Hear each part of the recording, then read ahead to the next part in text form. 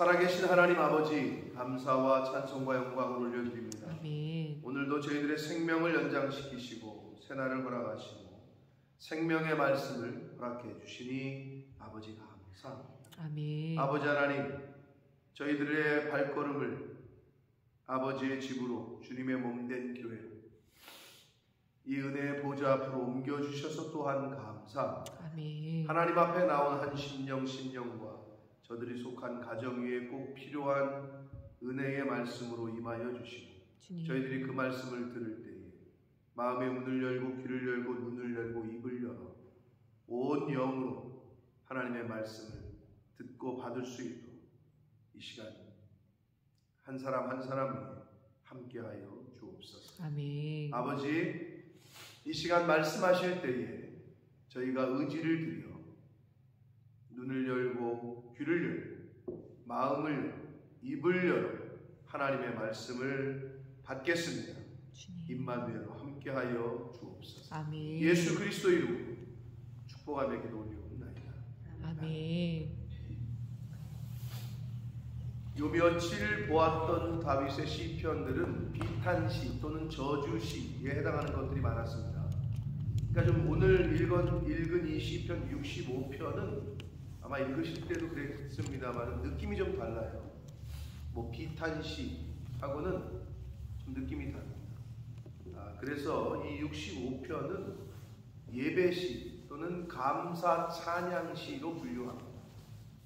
보면은 하나님께 영광을 돌리고 감사한 그러한 내용이 주를 이루고 있는데, 다윗은 여기서 구원자 되시는 하나님, 그리고 창조자 되시는 하나님, 그리고 마지막으로는 은혜를 베푸시는, 우리에게 은혜를 주시는 시혜자, 은혜를 베푸신다는 뜻이거든요. 시혜자로서의 하나님, 은혜를 베푸시는 하나님, 이렇게 크게 세 분류로 하나님의 이름을 높이고 찬양을 하고 있습니다.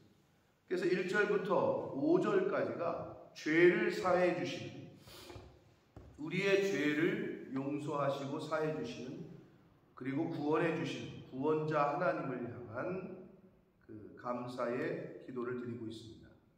한 절씩 보도록 하겠습니다. 하나님이여, 찬송이 시온에서 주를 기다리오며 사람이 서원을 주께 이행하리이다 라고 말씀합니다. 시온은 여러분 잘 아시는 대로 시온산 또는 예루살렘을 상징적으로, 비유적으로 그렇게 나타낸다고 볼 수 있겠고, 오늘날로 말하면 교회라고 해도 상관이 없습니다. 하나님의 임재가 있는 곳. 그래서 교회는 찬양이 빠져서는 안 됩니다. 찬송이 빠져서는 안 됩니다. 예배의 주된 요소 중에 거의 처음이라고 끝이라고 할 수 있죠. 왜? 우리가 예배를 들어갈 때 찬양을 부릅니다. 그리고 마지막 끝날 때도 찬양을 부릅니다. 그러니까 찬양으로 시작해서 찬양으로 끝나는 게 예배다 해도 과언이 아니에요. 그래서 하나님께는 이 찬양을 올려드립니다. 그래서 우리가 흔히 하는 말로 천국에는 성경책도 없고 기도도 없다. 그러나 찬양대는 있을 것이다. 성경이 왜 필요하겠어요? 하나님이 계신데 옆에서 직접 물어보면 되지. 그리고 기도도 직접 하나님 앞에 말하면 되는 거고. 그런데 찬양은 이 세상이나 천국에서나 영원히 우리가 해야 돼요. 하나님께. 그런 말을 합니다. 일리가 있죠. 그래서 찬양대를 한다는 것은 굉장한 축복이고 의미가 있는 거예요. 입을 열어 하나님의 이름을 높인다. 세상 사람들이 가요 많이 따라 부르잖아요. 근데 크리스찬들이 불러야 될 노래는 말 그대로 하나님을 향한 노래인데, 세상의 음악은 사실 몰라도 돼. 안 해도 돼. 그걸 흥얼거리는 것보다는 찬양을 많이 듣고 찬양을 따라 부르고 그러면 은혜가 돼. 힘들 때, 외로울 때, 지쳐 있을 때 이렇게 찬양을 듣잖아요. 물론 이제 시대마다 따라 달라요. 어르신들이야 찬송가라고 불리는 그 찬송가를 좋아하시는데, 뭐 찬송가냐 복음성가냐 CCM이냐 별로 의미가 없는데요. 가사의 내용과 그 곡을 만들 때 그 작사 작곡가들이 기도하면서 지은 곡이라면 너 다 괜찮아. 근데 이제 특별히 나에게 은혜가 되고 나에게 감동이 되는 가사들이 있을 거고 곡들이 있을 거란 말이에요. 그럼 그거를 일할 때도 틀어놓든지 설거지할 때도 틀어놓든지 운전할 때도 틀어놓든지 이게 좋아요. 그러니까 많이 들으시고 많이 따라 부르시고. 그래서 찬양은 내가 하나님 앞에 뭐 올려드릴 게 뭐 있어요.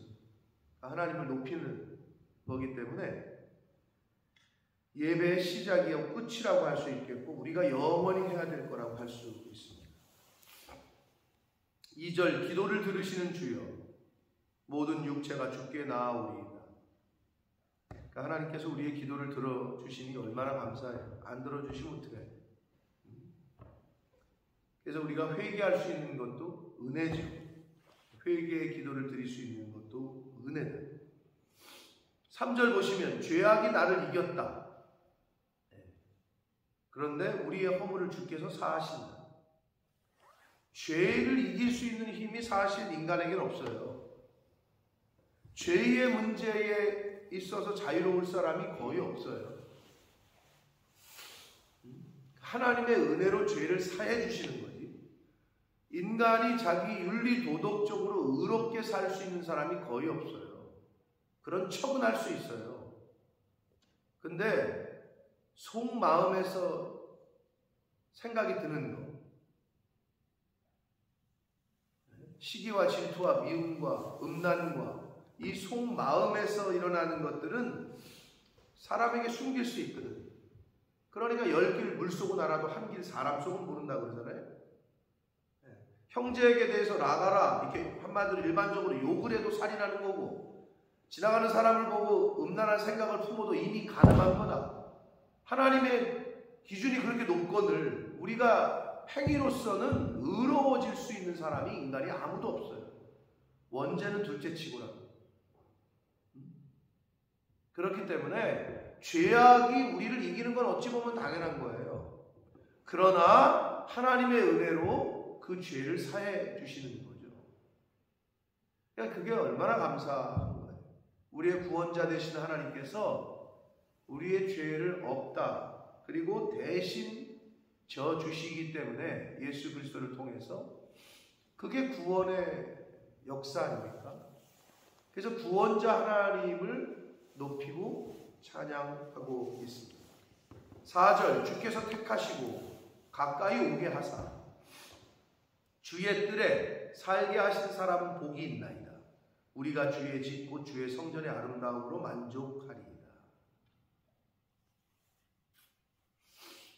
자유의지와 하나님의 성도의 견인, 장로교에서 말하는 성도의 견인, 하나님께서 이끌어 주신다. 견인한다. 견인차 아시죠? 차 고장 났을 때 견인하는 거. 근데 그게 어디까지인지를 분간하기가 어려워요. 즉 예를 들어 새벽 예배 하나님의 전에 이렇게 나온 사람들, 여러분의 의지로 나온 거예요? 하나님의 은혜예요? 하나님의 은혜라고 얘기하면 어떤 일이 벌어지는 줄 알아요? 지금 못 나온 사람들은 하나님의 은혜를 못 받은 사람들 이렇게 돼버려요.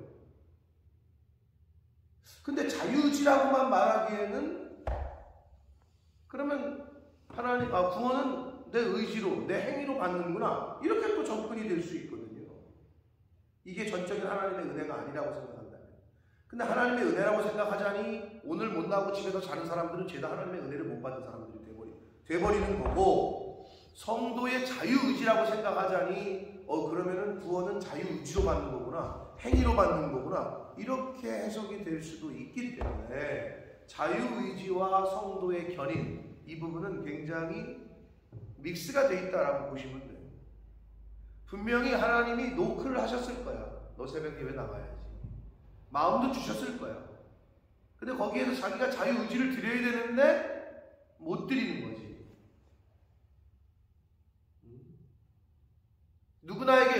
했으나 누구나 올 수 없는 거라는 거죠. 근데 여기 뭐라고 나오시냐면 4절에 주께서 택하시고 가까이 오게 하사 이렇게 돼 있어요.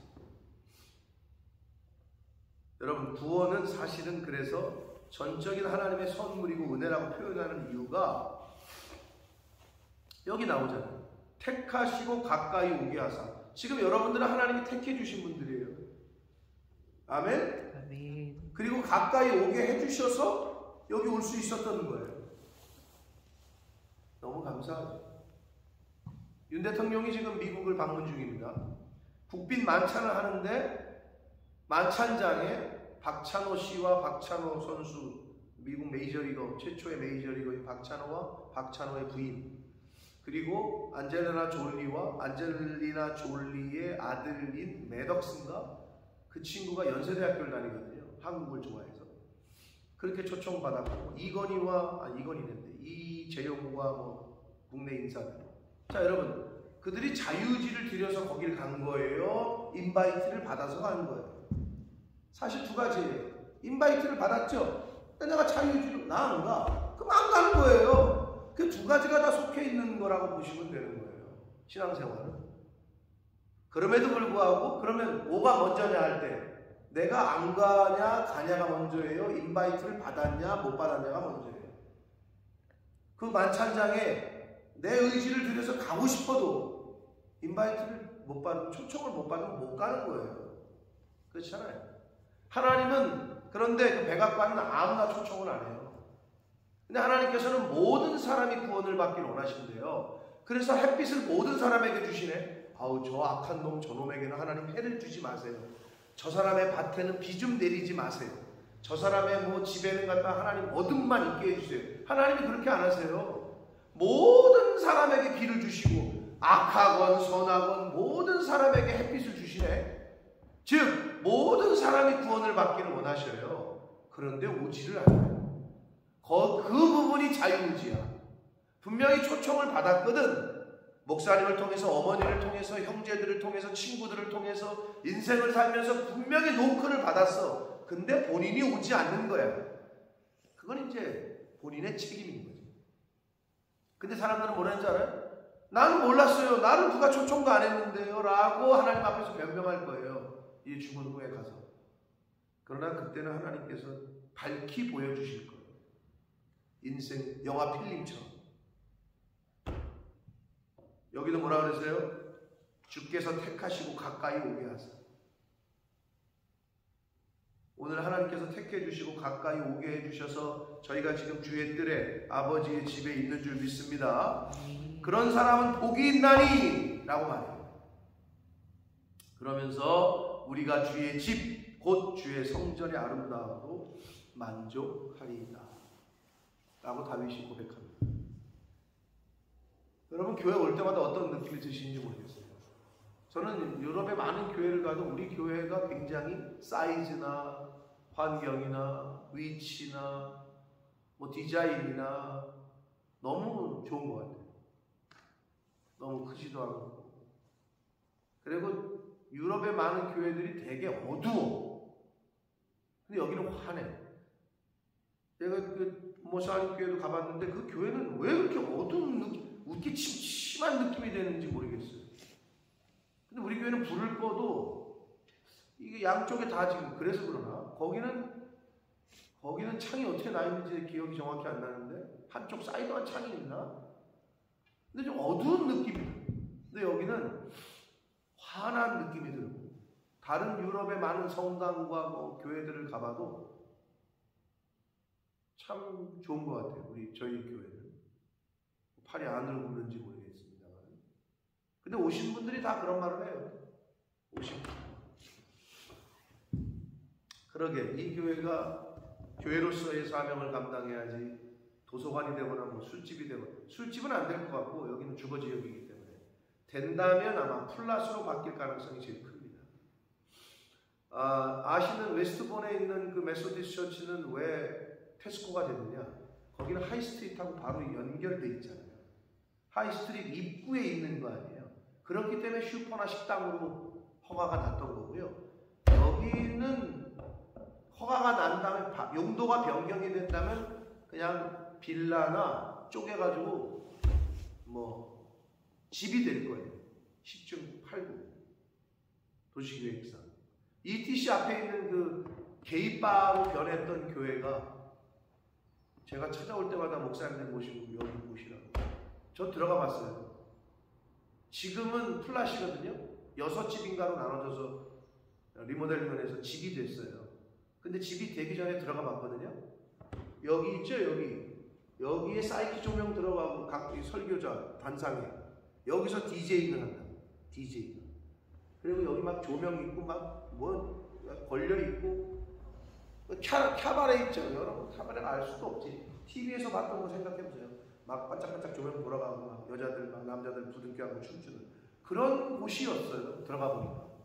그래서 제가 목사님들 모시고 어디 누가 왔을 때마다 이제 생생한 현장이다 보시라. 그래서 맨날 거기 가서 기도를 해서 그랬는지 갑자기 그게 망하고 집으로 변했더라고. 그래도 집이 낫지. 그래서 가보면 플랫 6개인가 7개 버튼이 있어요. 그나마 감사하지. 제가 볼 때는 저희 교회가 여기에 존재하는 한 이 교회가 딴 거로 바뀔 가능성은 없다라는 생각이 드는데 모르겠어요. 우리가 있는데 교회를 팔겠다. 그러면 우리가 사야지.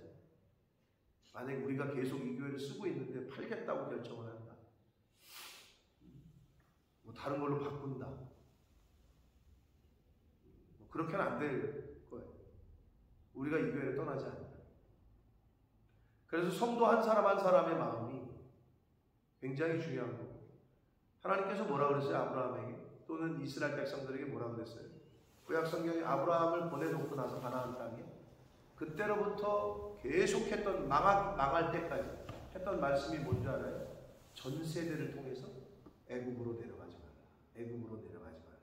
이거를 계속 얘기하십니다. 그게 뭐야? 결국은 오늘날로 말하면 세상으로 가지 마라. 세상으로 가지 마라. 교회를 지켜라. 교회에 있어라. 이거거든요. 근데 계속 애굽으로 내려가. 이스라엘 민족이. 거기다 원조를 청하고 도움을 청하고. 오죽했으면 예레미야를 통해서 하나님이 뭐라고 말씀하셔요? 야, 애굽의 동맹을 맺지 말고 차라리 인정하고 망해라. 차라리 회개해라. 라고 얘기한다고, 예레미야한테. 애굽의 도움 요청하지 말고 이렇게 되니 빨리 회개해라. 인정하라는 거야. 니네 곧 망한다. 포로로 잡혀간다. 그러나 그래도 하나님을 버리지 말고 하나님 앞에 회개해라. 그러면 70년 후에 다시 돌아오게 하실 거다. 이걸 다 알려줬거든. 그런데도 안 들어. 사람들이 어찌하여 아랫 줄을 모를까? 어찌하여 그렇게 고집이 센지 모르겠어. 근데 어떻게 고집이 세건 안 세건 전하는 사람은 전해야 되고요. 듣는 건 그들의 몫이고, 듣든지 안 듣든지. 그래서 성경이 그렇게 말씀하신 거예요. 상대방이 듣든지 아니 듣든지 너는 전해라.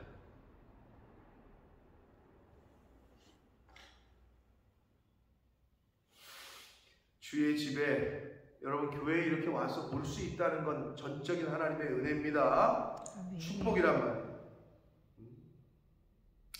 자, 그래서 5절, 우리 구원의 하나님이시여, 구원자 하나님을 높입니다. 땅의 모든 끝과 먼 바다에 있는 자가 의지할 주께서 의를 따라 어미하신 일로 우리에게 응답하십니다.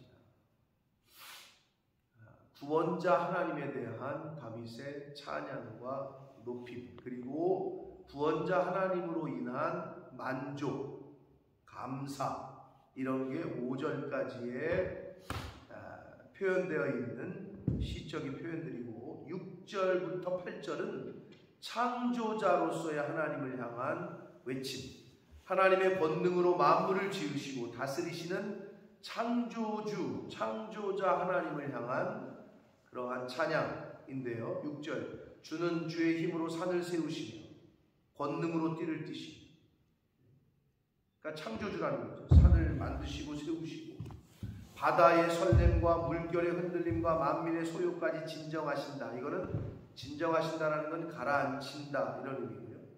자연 세계와 인간 세계를 통치하시는 하나님, 주관하시는 하나님을 이렇게 시적인 표현으로 표현하고 있어요. 8절, 땅 끝에 사는 자가 주의 징조를 두려워합니다. 주께서 아침 되는 것과 저녁 되는 것을 즐거워하십니다.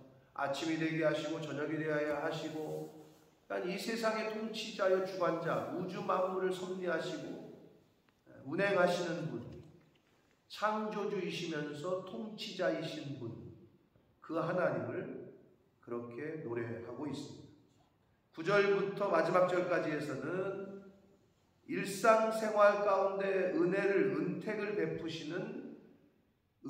베풀어 주시는 분, 시혜자 하나님을 향한 또 노래를 하고 있는데, 9절에 보면 땅을 돌보사 물을 대어 심히 윤택하게 하시며 하나님의 강에 물이 가득하게 하시고 이같이 땅을 예비하신 후에 그들에게 곡식을 주신다.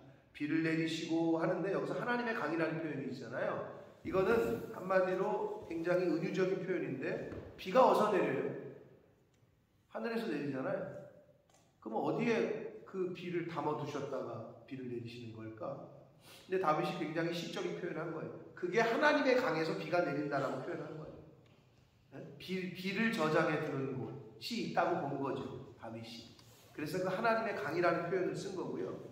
한마디로 일반 은총, 비를 내리시고 햇빛도 주시고 열매를 맺게 하시고 하시는 그런 일반 은총을 농사에 비유해서 그렇게 일상생활을 할 수 있게 하나님의 은혜를 주신다라고 그 하나님을 찬양, 은혜를 주시는 분, 시혜자로서의 하나님을 찬양하고 있습니다. 주께서 밭고랑에 물을 넉넉히 대사 그 이랑을 평평하게 하시며 또 단비로 부드럽게 하시고 그 싹에 복을 주신다. 비 내리시고 싹도 나게 하시고 열매도 맺게 하시고, 이 농사에 비유해서 하나님 앞에 노래하고 있어요. 자, 그러면 비도 내리시고 햇빛도 내리시는 분이, 이 자연세계에 은혜를 주시는 분이 하나님이라면 반대로 자연재해라고 말하잖아요. 제가 누누이 말씀드려요. 자연이라는 말은 이퀄 하나님이라는 거예요. 자연을 우리가 당할 수가 없어. 하나님을 당할 수가 없다는 얘기예요. 그 자연세계를 만드시고 통치하시는 하나님을 아직 세상 사람들이 못 만났기 때문에 자연의 힘, 이런 표현 쓰잖아요. 세상 사람들이 자연재해, 그 다음에 뭐 자연의 저기는 천재지변은 어떻게 막을 수가 없다. 그건 하나님의 권능과 하나님의 힘을 인간이 막을 수가 없다라는 뜻인데, 인간들이 아직 그 자연을 지으시고 컨트롤하시는 하나님을 못 만났기 때문에 눈에 보이는 자연, 쓰나미, 파도, 뭐 햇빛, 가뭄, 홍수, 비, 그걸 보고 재해라고 느끼는 건데, 그런 측면에서 보자면 하나님이 인간에게 주는 경고의 메시지인 거예요. 왜? 자연을 통치하시고 만드신 그 하나님이 쓰나미도 보내시고 가물게 하시고 기근이 있게 하시고 갑자기 비를 폭탄처럼 내리시고, 당연하죠. 그건 하나님이 통치하실 수 있는 분인데 왜 그걸 그렇게 하실까라는 측면에서 보자면 자연재해를 통한 하나님께서 인간에게 주시는 메시지거든요. 회개하라는 거죠. 한국이 4월 달에 30도가 넘었다. 일반적이지 않아요. 예전에 그런 일이 없었다고. 굉장히 레귤러리 했다고. 봄은 봄이요, 여름은 여름이요, 가을은 가을이요, 겨울은 겨울이었다고. 근데 요즘은 봄이 없어지고 뭐 가을도 없어지고, 지금은 두 계절만 있다. 여름과 겨울만 있다. 뭐 이런 얘기 하는데, 한쪽에서는 겨울만 있다. 한쪽에서는 여름만 있다. 이제 이런 세계가 될 거예요. 인간의 죄악 때문에. 그리고 그 죄악의 결과로 환경이 오염되고 기후가, 하나님이 주시는 회개의 메시지라는 거죠. 회개, 경고의 메시지라는 거죠.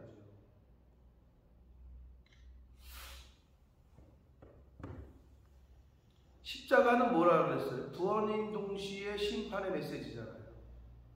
양날의 검이에요. 십자가의 구속의 은혜를 믿고 따르는 사람은 구원받는 거고, 십자가의 구원의 은혜를 믿지 않는 사람은 저게 심판의 기준이라고. 예수 그리스도가 심판의 기준이라고. 자연은 중립적인 거야. 하나님을 잘 섬기고 하나님에 대한 감사와 그렇게 살면은 복이고, 그렇지 않으면 자연재해고, 땅에서 하늘에서 비가 내려서 열매를 맺게 하시지만 비가 많이 내리면 재해가 되고, 하나님이 은혜도 주시지만 심판도 하시고, 항상 두 가지가 있는 거예요. 그러면 영적으로 빨리 깨달아야지. 때와 시기를 분별할 줄 알라고 예수님이 그러시잖아요. 때와 시기를 너희들이 분별해라. 그래서 사실 아주 그냥 친근하시게 종말의 때에서도 이런 일이 일어나면 마지막이 가까운 줄 알아라 하고 다 가르쳐 주셨잖아요. 곳곳에 전쟁과 기근이 일어날 거고, 부모가 자식을 대적하고 자식이 부모를 대적하여 죽게 할 거고, 옛날 그 군사부 일체를 논하던 시대에는 그 성경이 말도 안 되는 소리, 어디 스승의 그림자도 안 밟는 시대 때에는 이게 말도 안 되는 소리였을 거야. 어디 자식이 부모를 거역해? 어디 감히? 근데 요즘 어때? 아유, 매 맞는 부모가 얼마나 많은지 모른대요, 자식들한테. 그런 시대에 우리가 살고 있잖아요. 그럼 어떻게 해? 성경대로 되고 있는 거예요. 거짓 선지자가 곳곳에서 일어나고, 조선시대에도 자기가 메시아라고 하는 사람이 있었을까? 아마 없었을 거란 말이에요. 그럼 이제 때가 가까운 거예요.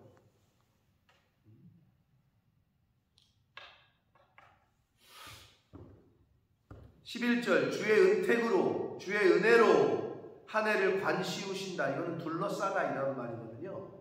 하나님의 은혜로 사실은 열매를 맺는 거죠.